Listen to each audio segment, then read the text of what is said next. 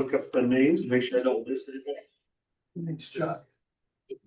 Oh, do I start again? No, you're good. Okay, this is the November 2025 meeting of the Tumwater Historic Preservation Commission. I'm the chair, Dave Kipley, and I consider myself present. Alex Rossiter is not present. Dave DeCandre, Here. Marnie Slakey, Yes, here. Don Trosper, Here. and Rob Taylor. I don't think is here. Am I correct? Don't see him anyway. Okay, we are done with the roll call and the agenda is fairly short unless we have a 2-hour speech by somebody later on. Any changes to the agenda? No changes to the agenda, then I will move to, or we need to make an approval of the agenda, so I need a motion and a second. I so move. I'll second. I move the second to approve the agenda for tonight, and all in favor say aye. Aye. Business. Okay, since the minutes are extremely short, I don't think there's any excuses for not reading it this time. I really look forward to the book we used to have that took me an hour and a half. to read. Oh, yeah, tell Chuck, I really appreciate the shortened version. Absolutely. Yes. Anyway, need the approval of the minutes. Or first I have to ask, are there any changes to the minutes? Okay, I need an approval of the minutes from, I'll have to read the date, I don't remember the date. October 16, 2025.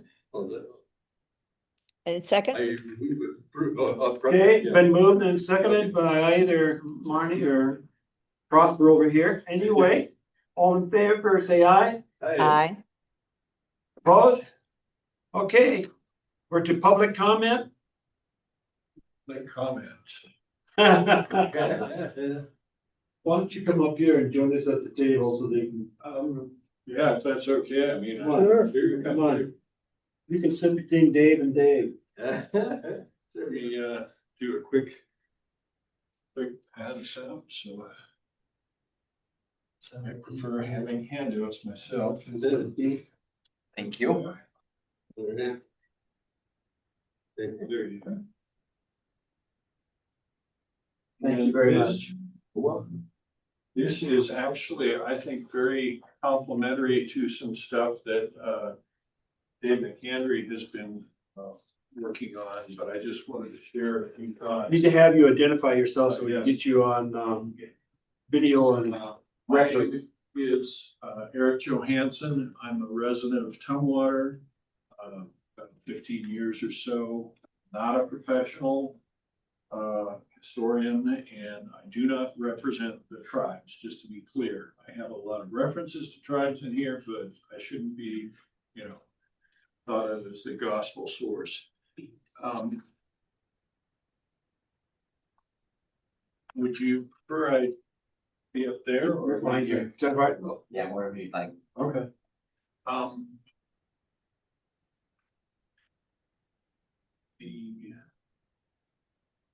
The Cowlitz Trail and tribes. It's something that I think deserves a little more attention, and I want to break it down kind of as past, present, and future. In the past, and I have a real simple map that Jim GIS section made, which I think came out really nicely. Just showing three things: the location, approximate location of the trail, the location of the Davis Meeker Oak, and the location of Tumwater Falls. And as you can see, of course, you all aware of this, they pretty much go right through the heart of Tumwater. And that's always been the case. The trail, even when it was a very primitive trail prior to settlement, probably little bit different, but you know, basically the same route. It's always been in Tumwater, a route of trade, of communication, of whatever. But it's been not just for the last 200 years, but probably for the last several thousand. And when you think about that, when you wrap your head around that, when you're driving down Old 99 and we're on Capitol, it's like you're going to the store or something. But this is what people have been doing for millennia. And then the one audio visual aid I have, and I apologize because it's not going to be real loud, but I think it makes a point. This is from the Chinook Jargon app, and I'm sure you'll recognize it. Tumwater. That's Chinook jargon. Well, why Chinook jargon? Why is that important? I know you all realize that probably, that it was a trade language not only on the trail, but actually throughout Washington. And it's basically a modified version of the Chinook language with loan words from other languages. And anyway, so that's just kind of a quick cliff notes of past, the old trail, the tree, which I think as David has pointed out, it definitely looks like it was a landmark because you can see the trail kind of bends just after you get past the tree, bends more to the north. Then there's the falls, which was important certainly to the settlers, but to the Squaxin, as I understand it, that is considered very culturally significant and sacred. So we have several sites in Tumwater that have been used by the tribes or by a number of tribes millennia and are not really recognized, at least to me, in a very meaningful or very significant way. If you look at the present, there are some informational signs at the Tumwater Falls Park, at Historic Park, and as I understand it, there may be some signs installed at the new park that's going to be developed off of 79th. But other than that, where do we really recognize the tribes? It's a little thin. I did include in my document just some excerpts from the City of Tumwater website, and there's some good information here, but it's a little skimpy, and I think it could be fleshed out. But You what I know, the Squaxin tribe, I think you're sit there all the time, visit their museum. I didn't see any mention of the trail when I was there last. Now it's been, I don't know, 6 months or but anyway, so that's kind of the They're like present. interpreting their own history rather than us interpreting their history for them. That's Well, understandable. and if this project was to go forward, it would obviously have to go forward with input and cooperation from the tribes. What I'm suggesting is contacting 8 tribes, some of which, according to a digital or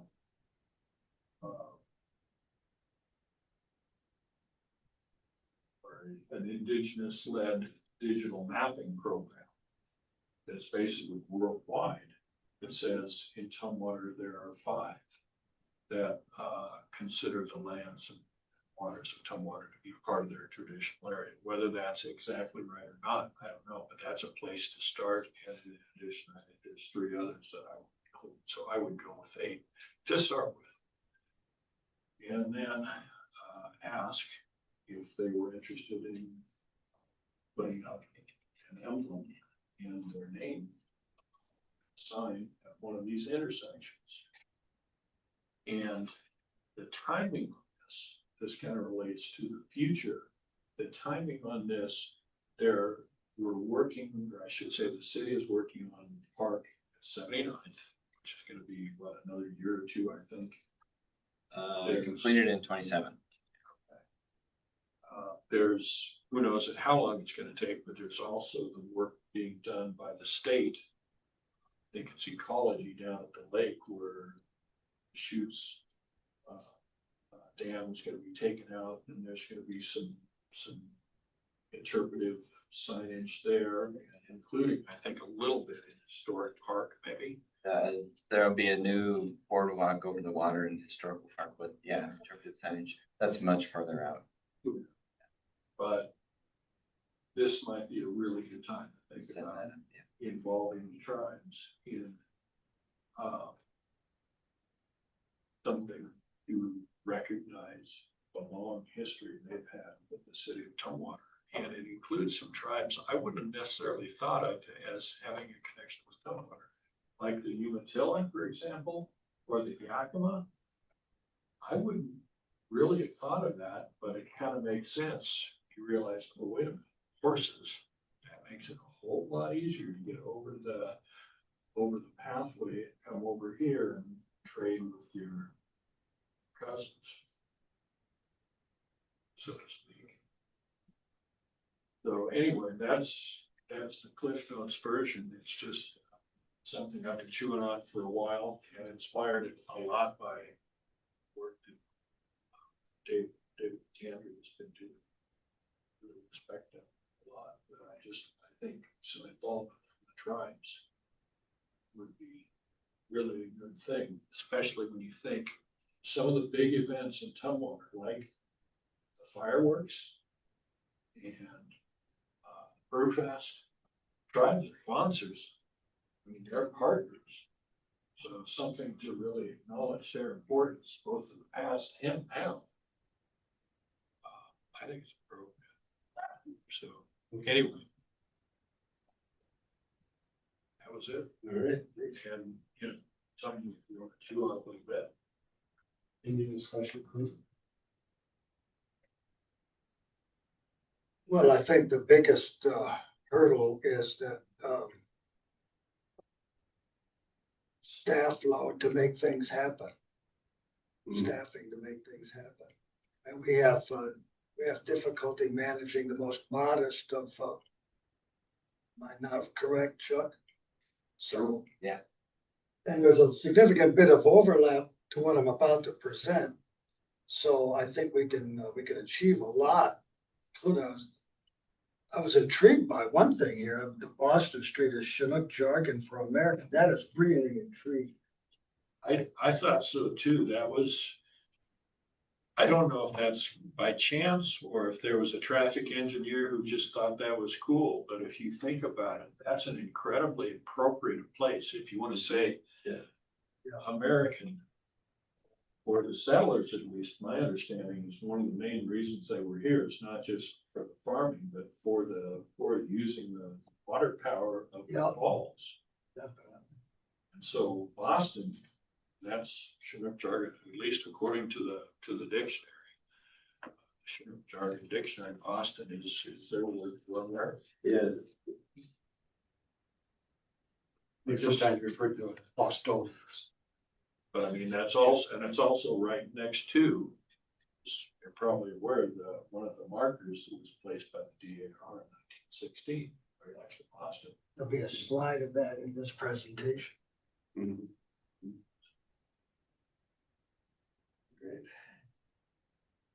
Thank you for the information. Certainly. Yes, I wrote on mine. Could I get a copy from you? I brought a few extras, because I wasn't sure. Thank you. Thank you. Eric, I have your email address. I'm gonna email you and ask you if you can send me this. Oh, no, I'd be happy to send you a PDF, but just, I wanted to actually have a hard copy. So, yeah, no, I'd be happy to do that. And the map was, thanks to Jen. Jen shop. They They do a great job over there. Really, really. Well, at the last meeting, I mentioned about, David, if you recall, maybe contacting, I didn't realize the Umatilla, which to me is northeastern Oregon, and I didn't consider the app. But I did mention that, do we need to make contact with at least the 2, 3, 4 local tribes, the Cowles, the Shalis, the Squawks, and the Nisqually, on what input they might have as far as Cowles Trail is concerned. But anyway, something that maybe we could consider. But anyway, I'll go from, just stay it that way. Okay. Anything else on this presentation? Thank you very much for the Walking opportunity. today, we will be adjourning about 10:30 tonight. Any chance to hear more about the trail and signage? And You're welcome. I think it's fascinating. You're welcome to stay. Thank you. Okay, well, thank you very much. To transportation interpretive projects. David? Well, let me begin by thanking the commissioners and Chuck for scheduling a follow-up to the kind of story interpretation of all roads leading to Tumwater. This is turning that project to an implementation phase. And of course, I can't do anything. Yes, Chuck. Do I need- Marty, can you see that? Yeah, it's small. I've got to put it bigger on my screen. Oh, I got it now. Yeah. Okay, So sorry. I might have a lot of ideas, but I can't do anything but for this lady's help. And I appreciate the city, commission authorizing and Chuck authorizing, some technical support, because Darlene is the one who actually pulled this presentation together. Including the t-shirts. Including the t-shirts. So let's just back up. So at the last, I don't know when the last meeting was, the since the last presentation Darlene and I made here was in May. Maybe even earlier than that, because in the early summer, we presented to the council the previous presentation, the kind of storyboard. March. Was it March? Yeah. See how fast you age? Yeah. Now, in the meantime, Chuck and I visited the folks in Tenino for the 47 parallel. We made a presentation to the city council, which was very well received. And Darlene and I made a presentation at the Smith Mansion a week ago. Today, if I'm not mistaken. And I think this is worth making mention of in the minutes. As flattering as it is to yours truly. They had a turnaway crowd of people who wanted to come to a program titled All Roads Lead to Tumwater. And I've given 1,000 public addresses in my career as the state head of the State Historical Society and otherwise. I have never given a talk where I was interrupted 3 times by applause, as I was on that occasion, because people were just thrilled with the idea of proceeding with this. So, and there were 2 council members there as well, which never happened, but they were there. So there's a great deal of public and official support for this. The question becomes, since as I alluded to earlier, we have no staff and very limited budget. How can you implement something of this magnitude? And the concept, as I've called it before, is readily accessible roadside history. It doesn't require any staffing, doesn't require really any upkeep. It could be supplemented with a website. But once it's installed, it's done, and it speaks for as long as the DAR monument down by the Falls Terrace Restaurant, or one we discovered on this project down by CH2O. Yeah. And you didn't even know that monument was there, did you, Don? It just blends into the countryside. You don't see it when you. It blends in about the same one as the one as you enter into Tenino. Yes. Yeah, that's it. Not the Meeker one, but the other one. So this presentation tonight, and that's why I asked Chuck formally before the meeting began, formally to convey this to the city street department. It can only be implemented if the street department has the willingness and inclination to post some emblems that typify Tumwater's magnificent highway history. And as I said before the city council the other night, Chuck, and I stand by this, every community has a history. But some are more distinctive than others. And Tumwater, I'm proud to say, as a Tumwater patriot, has a far more interesting history than most communities its size. One aspect of which, not to gainsay anything you were talking about, and as I said, there's some overlap. One aspect of that is the singular roadside history. So let's go into the presentation. Will a recording of this be able to be conveyed to Bill as well? Yeah, this will actually be on YouTube under Tumwater TV, Okay. and anybody can go see it. Okay, very good. So on the left is an inset from the city's GIS department. That's the official cartography, or somewhat official cartography, produced by Bill's staff of the city. And on the right is photography that correlates a place such as that star and a look such as you see here with this array of emblematic signage. Except for when I'm showing a southbound view. Every photograph is actually looking north. That'll be pretty well apparent to everyone. But every view, except those that are advertised as southbound, is a north view. So here at the southern, and we're going to work from south to north because I'm just kind of biased in favor of the all roads leading to Tumwater and the College Trail ending, that version of the College Trail ending in Tumwater in 1845. So the city has already put up the historic Highway 99 sign, one of which is at the South Gateway. Under this proposal, pursuant, and I'm not going to go into all the detail I did the last time. We're going to go through this much quicker. Because the key is where these stars are located. Where the southern gateway now has this historic Highway 99, I propose a somewhat taller pole with the College Trail logo at the top, the Pacific Washington Highway 1, Pacific Highway in the middle, and historic Highway 99 in the bottom. There being the chronology working down from the most historic to the most recent. So this is where the Highway 99 sign is located, approximately at the southern limit. I propose that we add 2, because those are the routes, as we demonstrated, of what was College Trail, which is shown here in purple, by the way. Again, Eric has this on his map. He's drawing on the same. And you see at the southern gate, the College Trail is just a little bit to the east of the old 99, old Highway 1 alignment. Let's go to the next slide, Darlene. So moving north to the. Shove that table to the wall if you want to get closer. That table. Oh, this table. Yeah. No, I'm fine with that, Chuck. Okay. So moving north to the CH2O building, there is this monument, which I did not know existed there until 6 months ago. And Darlene and I pointed it out to Don a week ago.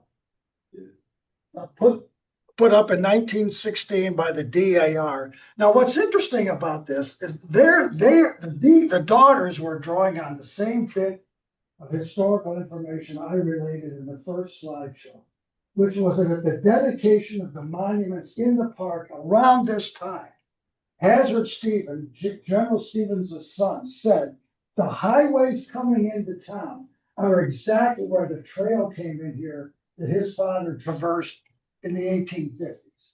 And so the daughters, for whatever reason, they could have picked any place from Highway 99 all the way to, by the way, there's the oak tree. Looks good. Looks good. Darlene drew that.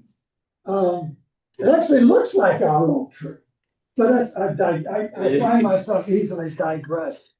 So here's this existing monument. And so next slide, please, Darlene. It seems self-evidently, the potential here is self-evident that we put a Cowlitz Trail sign, and here's the monument here, looking north, there's Kippert's, here's CH2O. We put now Darlene was only able to kind of approximate the size and distance, because she's just done a graphical overlay, again, the kind of thing I couldn't do in a million years. It's fun seeing Darlene just kind of pop things in and you're kind of dazzled by it. But I propose we put a Cowlitz Trail sign in rough juxtaposition to this monument. Now, we're not proposing any turnouts. We're not needing any permission of the owners of CH2O, although I know them. We're in the city right of way. Anything to the left of the power pole is city right of way. We got an existing monument there. If the city's premier historian, did not know this monument existed until Darlene. He's the premier historian. That's true. You're just a malingerer and all the. Because I put together a slideshow on Thurston County and I have that. So. Good, really? Yeah. So you know about it. Mhm. Yeah, you did. Well, good for you. I didn't until a few weeks ago and Don just, so let's put a sign there. Look, moving north. We get to the 84th Avenue intersection. This is, again, Highway 99. 84th Avenue is the modern day point of access to the Bush homestead. And as I said in the previous slideshow, the whole reason for some of Tumwater's distinctive history is the George Bush connection.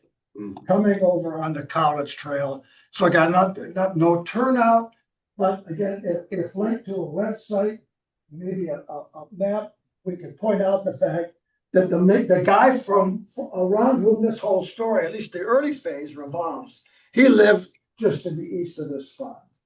To go back to Kippert's Corner, Yes? Thurston County has a Go back. kiosk there. Yeah, the kiosk. Oh, yes, there is a kiosk over there. Correct. Yeah. I'm ignoring that. I know that. Uh, I just thought I'd mention it. No. We're on tape. We're gonna have dueling historians here, Chuck. It's a nightmare for Chuck. And the kiosk is a rendition that sort of mimics the house. that, Yes. Bush had. The problem with the kiosk is that Yes. it requires maintenance, Yes, upkeep. exactly. And given the weather like we've had the last fortnight, that won't even, without a budget, somebody taking interest in it, it's gonna fall into disrepair and collapse. Whereas this sign will last for generations if properly installed. I agree. Okay, let's catch up, Darlene. So Bush, and so now we get to one of my favorite places along, it is my favorite place along the Cowlitz. Actually, I want to make one point about the Cowlitz Trail iconography. And this presents an interesting problem, potentially relative to what you want to do, Eric, because I started out with this noting that Congress has before a study to add the Cowlitz Trail to the Oregon Trail National Historic Trail. But until it does so, we have no icon that we can use to blazon the trail saying this is an important highway. So if you can go back one, Darlene, this is intended as originally as temporary signage until such time as Congress gets its act together. And actually incorporates the Cowlitz Trail into the National Historic Trail as an element of the Oregon Historic Trail. Now, that could be another generation away, given the pace of events recently, or more. It might never happen. But if it does happen, it does create an interesting, it's a nice problem to have. Because I don't think we want to lose the Cowlitz Trail nomenclature either, because that's a distinctive part of our history. But I just wanted to make that point. So let's keep going. So there's the oak tree, and as Eric pointed out in his remarks, and it's it's not there's oral testimony.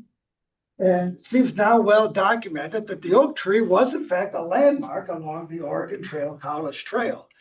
And the trail does not make a significant divergence from 99 and Highway 1 until you get to the oak tree by the airport, at which point the trail verges, goes to the right, and Old 99 and Highway 1 take a more northwesterly trajectory where they enter into the city's business district beyond the airport. Next slide. So I just want to, go back to the previous one. Oh, Marnie's over top of it. yeah, Marnie and the inside screen are over the top of a sign that says, is there a way of Yeah, we can, temporarily, you can't get rid of it. We can move it. I think, there you go. or maybe down here. Just temporarily. So here I would propose, we've already done 99. So we're trying to deposit onto the landscape, the place name landscape, the College Trail and historic Route 1, the Pacific Highway. And so because these roads are going to diverge at this point, because one is going to go to the northwest and the trail is going to go to the northeast, we have both signs here at this spot. Everyone with me? Okay, let's go. You can move Marnie back over there. To the lower left-hand corner of the Yes. photo, Oh, this corner yeah, lower left, or left? Yeah. Oh, of the photo. Oh, yeah, there. there.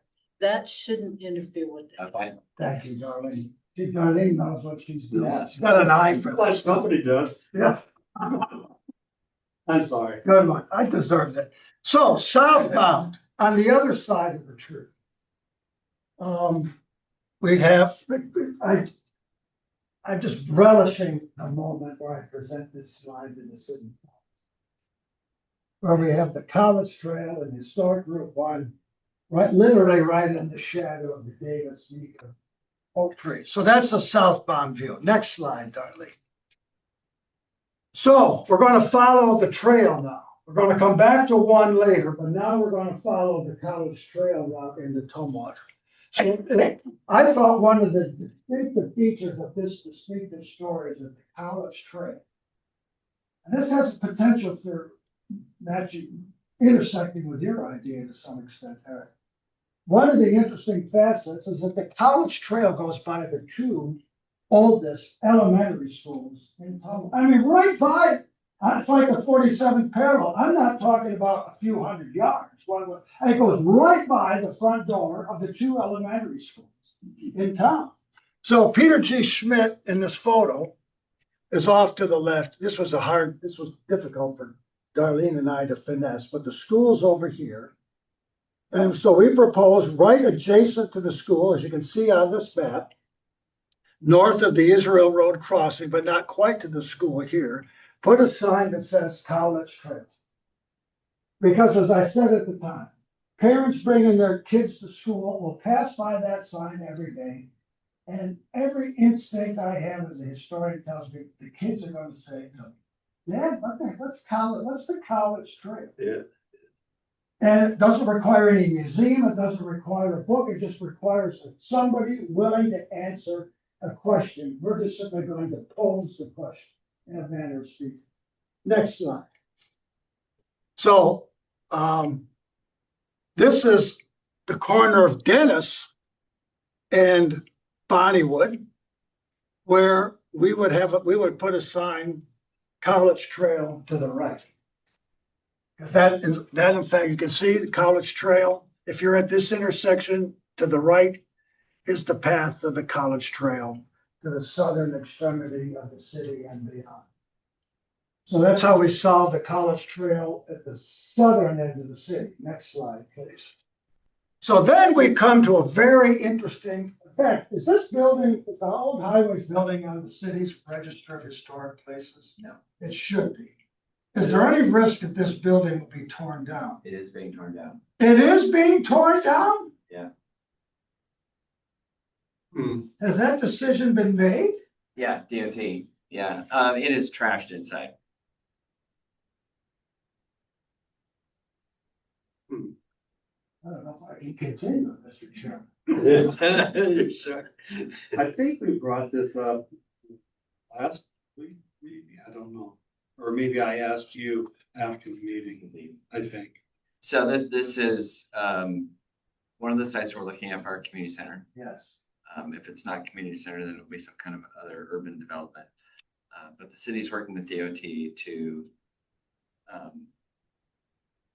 transition the site, clean it up. It is contaminated.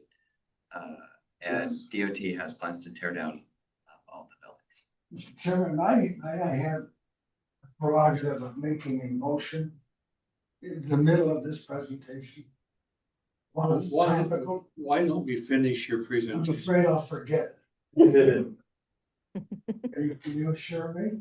Yeah, I have it right here in the minutes in case there's a motion, so I'll bring it back to you. Okay. I think I know where you're headed, but so, fine. But- All right, Well, I So- think you should finish this. okay. And then we'll come back to. All right. Do either two separate. So we have this historic building on the route of primary state highway 1, where it entered the main district of Tumwater as it was constituted in the 20s, 30s, and 40s. So therefore, next slide, I would propose that at this intersection, just here, north of Pinehurst, in juxtaposition to the old highways building, here we put a historic highway 1, because the juxtaposition of the historic route with the historic building, I'm just crushed that we might lose that building.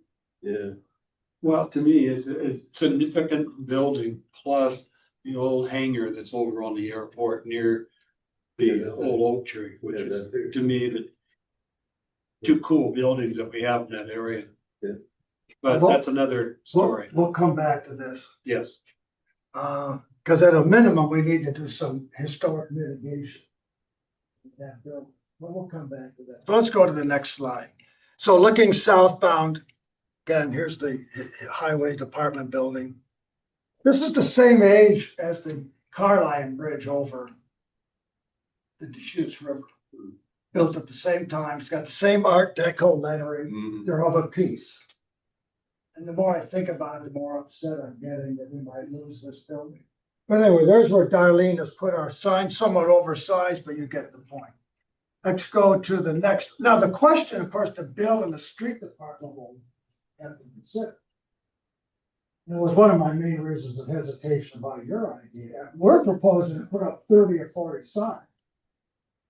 I mean, that's a lot to chew on as it is, and I'm just a little cautious about laying on another whole level on top of that. But that's another conversation. So you'll remember from the first presentation, Dave Welch highlighted for his auto tour, Oregon Trail Auto Tour, that the Bush family is buried at the old Pioneer Cemetery on Little Rock Road. So here's Trosper Road. There's the interchange. Here's Trosper Lake. Has anyone ever met anyone by the name of Trosper in this town? Thank goodness, no. Used to be called Ferguson Lake. Yeah, it was called Ferguson. That guy I've heard of. So here's the view looking south. And so on the approach to, actually, I decided my recommendation is not to mark the College Trail here because there's going to be a limit to how much of this we can do. And so notwithstanding what I just said about the bushes being buried, that the cemetery is important for other reasons. And so it seemed to me, this should be historic Route 1M, Darlene. That's something we overlooked the other day when we had our, so that should be 1M. If you remember that presentation. So look, so that's, so would you, in regard to the cemetery, would you put some type of sign?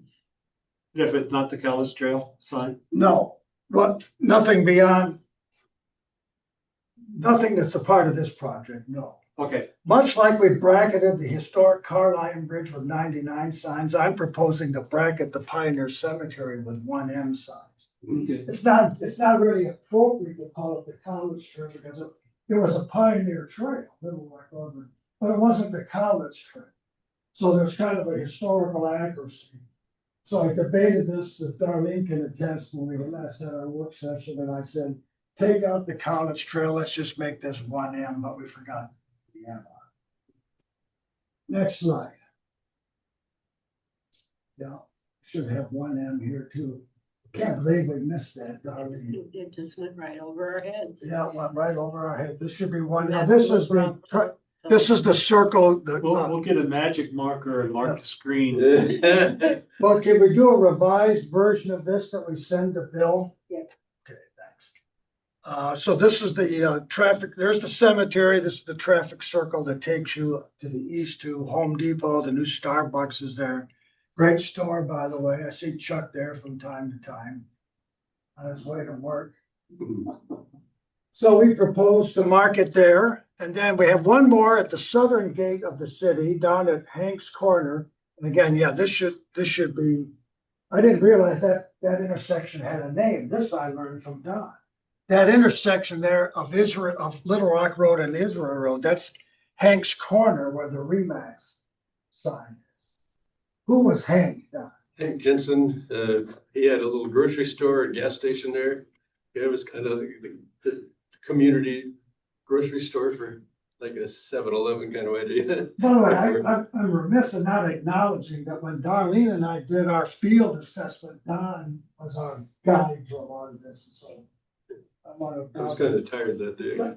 Yes, Chuck. Was the grocery store on that empty vacant lot right there? Okay, It's right across from the outpost. yeah. And they lived in a house not too far down Little Rock Road from it, and they had a car auto repair junkyard kind of a thing, and then they would moved it over to airport, became airport auto, I guess it was called. Pickup, yeah. there. Wow. Learned something. So that was Jensen's also.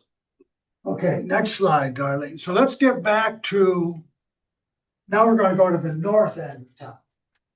This building itself is kind of a landmark.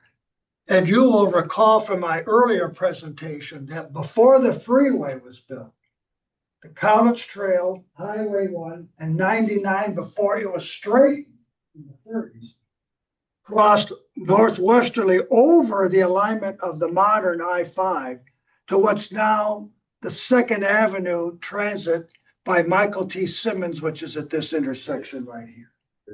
And you can see there's the trajectory. And this building is about where the transit line of the Trail 1 and 99 reaches the west side of the freeway. And so it would be there, Darlene, next. We would put Historic 1 and College Trail signs. Just as one approaches the Michael T. Simmons School, which is off to the left, kind of up there, just before you get to that gray duplex. Continuing north, now you're actually at the entrance to Michael T. Simmons School. Again, we would reinforce the impression. Second, need to have lots of impression. That's why you see the same ad over and over and over and over again. It's the constant re-impressioning is what creates a brand identity. So it's important that, in fact, one could argue we don't have enough Highway 99 signs. But, by the way, that was one of the lines of applause at the presentation of this, because I asked it, has anyone seen the historic Highway 99 signs? The place erupted in thunderous applause. Yes, he did. You agree? Yeah, no, I was there and I was applauding. Yeah, very much. Yeah. Okay, so here we got one in Cowlitz, and then, next slide, please, Darlene. Continuing north, now we're on the far side of Linwood. Here's Linwood here, fire station's over here. We're about to lose our historic pathways because we're going to run into the I-5 alignment. So this would be the last of the 3 northbound College Trail, Historic Highway, Pacific Highway route signs on the 2nd Avenue Transit. Next slide. Going the opposite direction, now southbound at F Street, coming this way, Again, you would typify, you're entering the zone of the Cowlitz Trail, historic Route 1 Pacific Highway. Next slide. Coming to the corner of Linwood. Again, I think this is the last one northbound, or do we have another? Next slide. Yes, those are the only two we put. Now, we've crossed over the freeway northbound. We're back on the historic alignment of Cowlitz Trail, Highway 199, before it was straightened.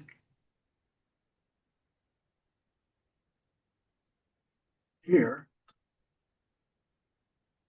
Now we're by the Remax building industry. We're right at the gateway to Brewery Falls Park. Again, Cowlitz Drive. Here we've got a right-hand turn signal indicator because we want people to go down into the park, because there's where you can do the kind of interpretation you're talking about. You don't need a ride, you don't need a additional right of way.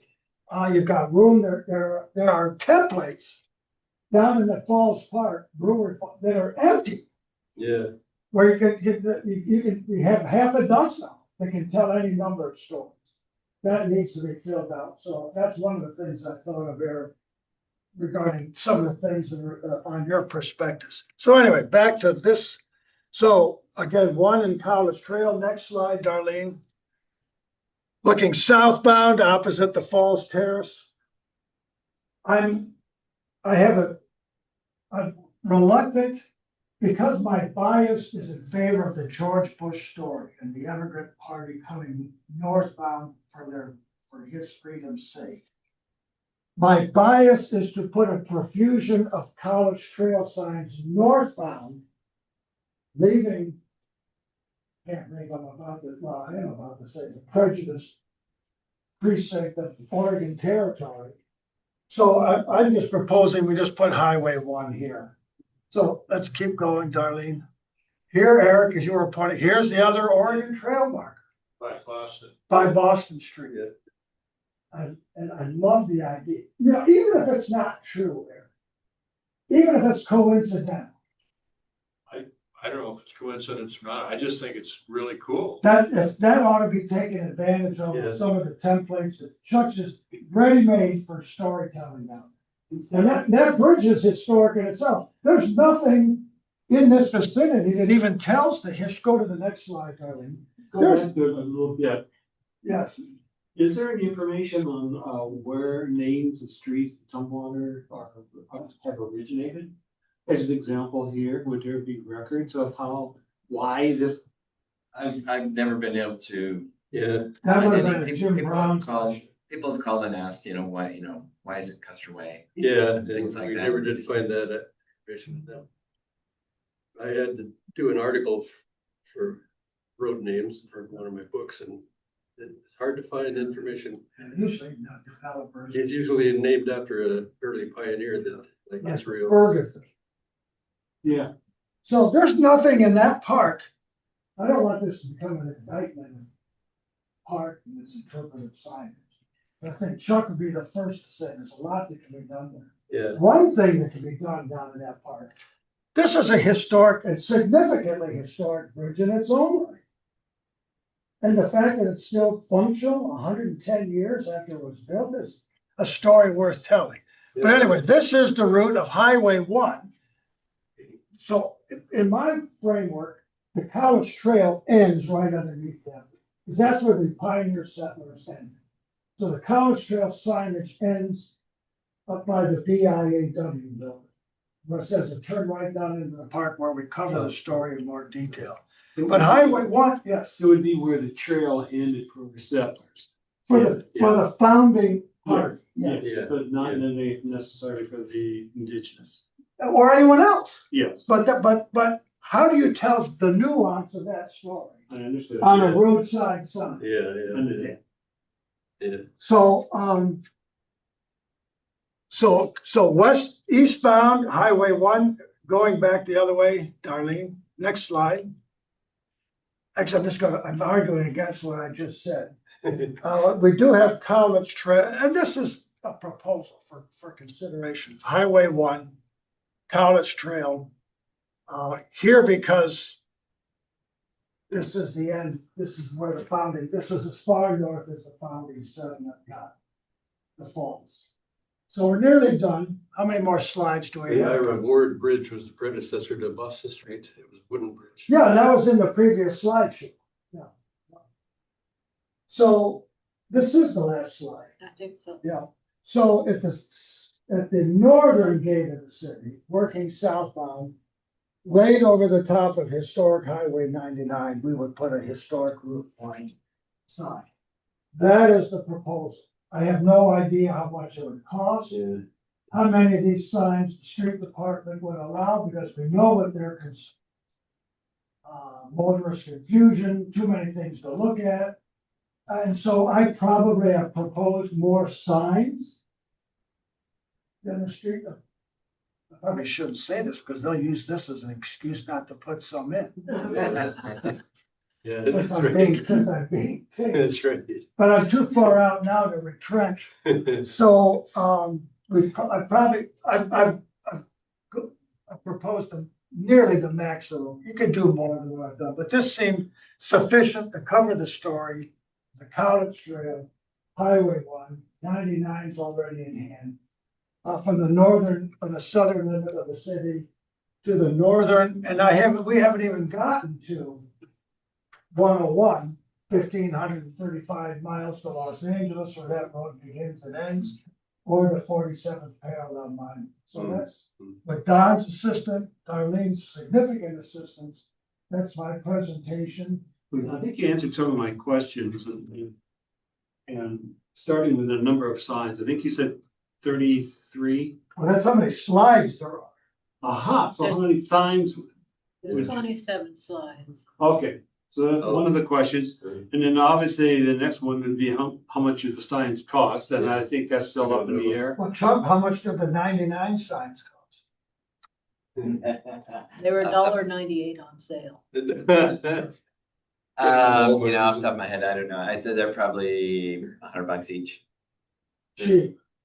For the value you get. Yeah. Okay, and what would be the key sites if the number of signs that you're proposing?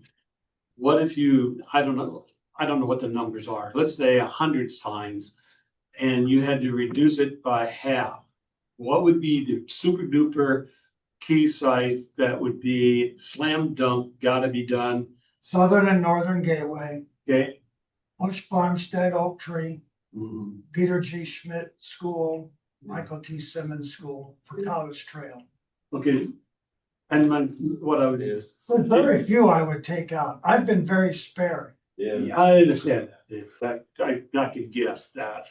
But I was just trying to figure out if crunch came to crunch, what could we do, in a reduced way to at least get some of this started if we do have the opportunity to do it. And I think we will. So that's what, I just was curious on what key sites could we do and aim doing those for sure if money is an issue. We could do it. Or maybe the number of signs might be an issue. I know, we talked about Pioneer Park, how many signs are down in Pioneer Park as an example, which is a ton. But anyway, I like the idea of the signs in Brewery Park on the pin plates that you referred to. Many of them, there's 6 or 7 of them. Actually. Yeah, a little history of that when we had a whole bunch of committees prior to the hatchery being remodeled Yeah. by WDFW. Yeah, you were there. Yeah. And all these different groups. We had a working group specifically for interpretive signage, and the tribe was a part of it at that time. And so there were signs that were designed and ready to go, but then WDFW didn't Okay, really include that with their budget. And since Todd Cutts is the new director that he Yes. presented to you last time for the foundation. He has a working group, which we have a staff member as a part of. And the Squaxins have expressed that they're interested in redoing those signs and telling the story a little differently or a little more fully. So he's on a path with a group to try to create new interpretive signs. for that's the park. encouraging. That's cool. I know there was an argument between the Squaxins and the Squally tribes about who had better rights to naming all these things, you know. And so that caused some of the delay too. Their design was different from the Squaxin design, that kind of stuff. So there was some delay and it just didn't happen and they didn't give it priority or something. Okay, the two tribes are Nisqually and Squaxin. Yeah, they Should were, be- that was should different. have- butting heads, I guess. Okay, okay. So that, that's moving forward. And as we talk about interpretive signs, I think we have the ability to do more of those. And if you want to do more at the cemetery, I mean, you have the roadway sign, but if you want to talk about doing a deeper interpretation of what that sign means, we could do that in the cemetery. Yeah, Those signs are closer to $5,000-6,000 a piece. yeah, How much again? 5,000 to 6,000. Okay. kind of hold up in the weather real well. Yeah. One, it's funny, I think, because the M was on these when you. So I don't know how the M got lost on the Little Rock Road signs, but It could be translation from a piece, I've got a Mac. And then we put it on a PC because I noticed that the front, the very first slide, didn't have the same lettering. Oh, So it's very possible that it didn't recognize that font. can we go back to the highways building slide? Let me make sure Nice we're turn finished up. with this. Okay, I just Yeah. wanted somebody to close it out. Okay, Chuck, what you said here in your staff notes is that discussion item and what have you, and historical interpretation, educated art, additional items may conclude cost. Okay, is that basically all we need to do tonight? Or are we needing to make something else beyond that, like a motion that deals with the sign process? It's not working. And can I ask if Marnie is still there? The backspace one. Marnie, are you still there? I'm here. Can you see me? Huh? At the No, moment. just has your name on it. Your camera's off. Oh, I kind of lost the video and I've not been able to get it back, but I'm here and I've been listening. Okay. I thought we lost a quorum. Do you see me now? No, We hear you now. we hear you. there. There you are. Do you have a voice? We see you, but not We hear still you. not, we now we see you, but you don't have a voice. Can't do that one. Oh, I haven't tried. I wasn't sure if you were done. How about that? Okay. There, there. Congratulations. Sorry.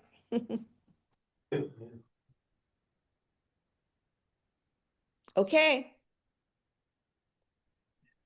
Okay, Chuck, just a discussion tonight? Yes. Okay. So, and I'll. How badly do you want to go back to that, Dave? It's very important to the next item of business. We're having technical issues. I gather. Is If it, you open up your PowerPoint, you should be able to access it through that. It'll ask you what you want to open.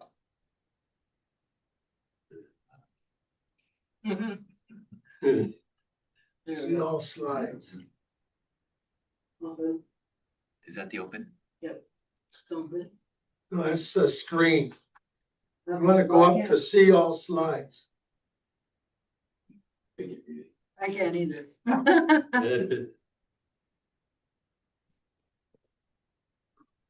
We could try opening up the other file. Okay, there we There go. you go. Yeah, I just wanted to save it for the other discussion. There you go, that's slide 10. There you go, thank you.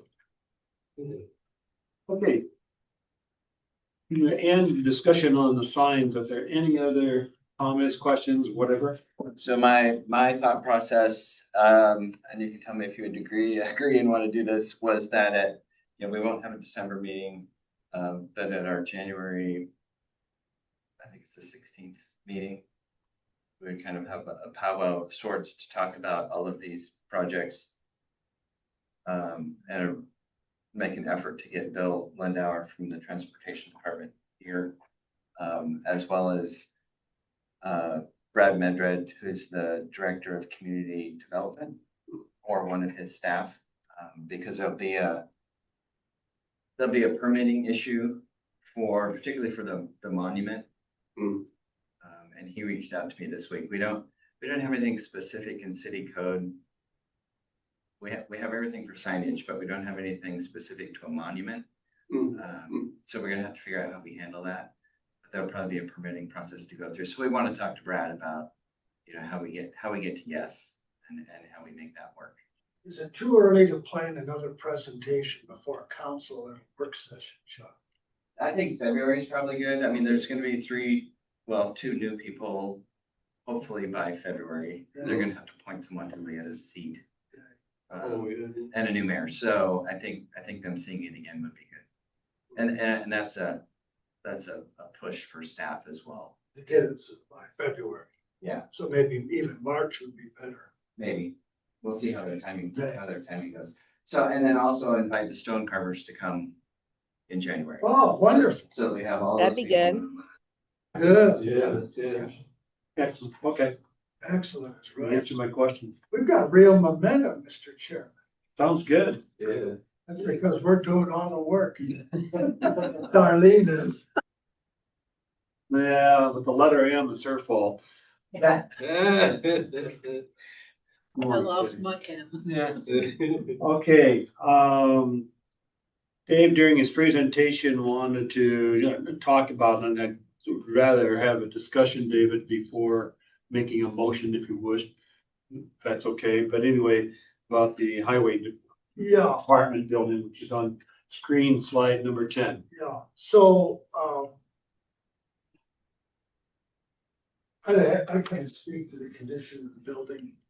Certainly, I'm not at all surprised that it's a significant cleanup objective. It had all the tanks for the fueling of the road graders, snow plows and everything else for primary state highway 1. And if it's not the city's building, it's DOT owns the building. I'm curious, Chuck, if you can find out, but there's no established timeline for the demolition of the structure that you are aware of, or is there? Not for this one. There's some other buildings that DOT wants to take down as soon as they can. Well, this is the only one that concerns us. I would propose this is the only one that concerns us. So there's no timeline, but I would say it's not years. Okay, because that's where I want to go, because I think I would ask that Chuck, I would move that Chuck on our behalf write a letter to DOT and the State Department of Archaeology and Historic Preservation to get an assessment as to the eligibility of this building for the State and National Register of Historic Places. And or in such situation as it would be determined the building would be demolished in any event, that steps be taken to mitigate the loss of that structure, including the typography that is highlighted in the slide you see there on slide 10. That typography, that block, it would be a shame for the building to be demolished at all. It would be a particular shame for this part of the structure to be lost entirely. That could easily be reconstituted, since that's one block of sandstone. We might want to consult with the carvers.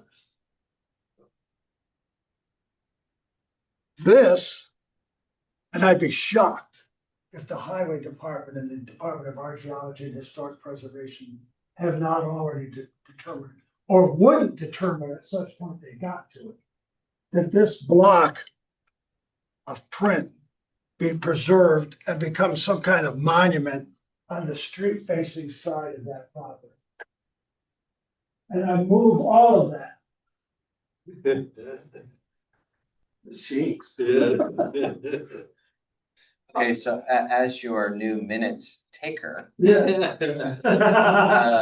can you say that again in a concise that we ask you on our behalf to inquire of the State Highway Department and the Department, their historic preservation office, that you ask the historic preservation official of the Department of Transportation and the state office separately, archaeology and historic preservation, whether this building is eligible for the state or national register. And subparagraph B, what steps might be taken for historic preservation mitigation in such scenario as the building is eventually demolished.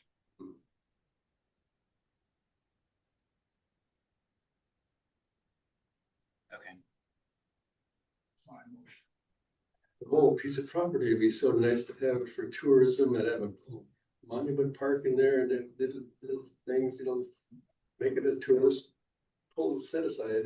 Again, it's going back to Eric's agenda, Yeah, great place. Yeah, but, yeah. Sculpture garden, a number of things. Well, what do we know about what the city would want to do with this? Oh, you said it, our community property. We're looking at, Two sets. it's one of two sites we're considering for a community center. Uh, And in that site plan, there are no buildings on the site as the community center and the associated parking and storm and all that take up that entire space, Yeah. How many acres is that? almost 10.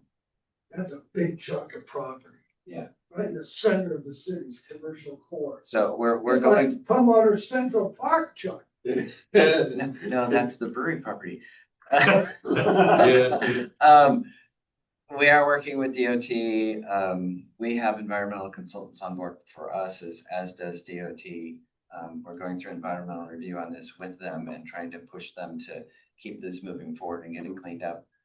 If it's not community center, in either scenario, I think if it's not community center, it's something else, the city will eventually own the property so that we can direct what it becomes. And But DOT will have to turn over a clean site. yes, it is their contamination. They have to clean it up. Mhm. And there are scenarios where we take it and they pay us to clean it up, but there's a variety of scenarios and timelines that might occur. So if it's not community center, then, probably the leading idea is it's gonna be mixed use, business residential. Dave, in your motion, does that include signage? No. I mean, this, No, the name on the building. Does your motion include that? no, it doesn't. Okay. No, but it's intended at a minimum to preserve that site. Well, should that be in your motion? It could be, with a view towards preserving Oh, yeah. the state of Washington Department of Highway signage. And is that indeed sandstone? I don't know. Chuck, you know? I don't know. Okay. It's a beautiful piece of engraving. Look how crisp that. Oh, I've always liked it. Look Yeah. how crisp those letters are. Now, how many years ago did I ask you, what are we gonna do about the highway building? Yeah. I've been asking you about that building for years. Yeah. Now we know. Okay, we have a motion, Marnie or Trosper, whoever, if you wish, I'd be glad to say second. okay? Been moved and seconded on the motion that Dave's made about, the historic building that we're talking about. Marnie, are you with us? I'm with you. Okay, I just want to make sure you're there. Did you have any comments to make? No, it sounds good to me. David, I respect David's passion and commitment. Okay, no further discussion. I will entertain a vote. All in favor signify by saying aye. Aye. I, Those opposed? Carried unanimously. Okay. I don't think I have anything else on the agenda. Next meeting day. Yeah. Looks like we're we're taking December off, the meeting in January. Yes. Is that correct? Yes. Scott, am I right on that? Okay. Mhm. So, Marnie, make a Yes. motion. I move we adjourn for the evening Or for the year. Oh, yeah. or for the year. Good work, David. Thank you. Yeah. Second, Second. been moved and seconded, we adjourn tonight. So all in favor, say aye. Aye. If you say nay, you gotta stay with this gentleman next to me until 10:30 tonight. All right, thank We got you. out of here early. I want you to begin with all of that, their presentation and pass. Okay, so let me get your thumb drive back to you. Okay. Have one? Yeah, it's right around that corner. Chris is not. So, it's a case of. Yeah. People. It was amazing. We were wondering if we were ever